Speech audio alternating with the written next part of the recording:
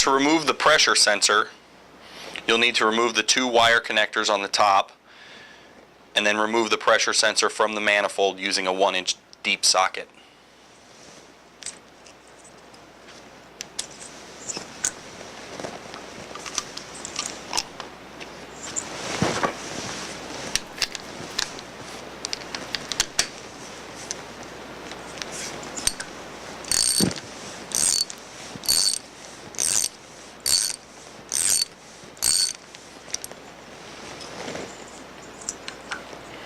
You can then remove the pressure sensor from the manifold, and installation of a new pressure sensor is the reverse of removal.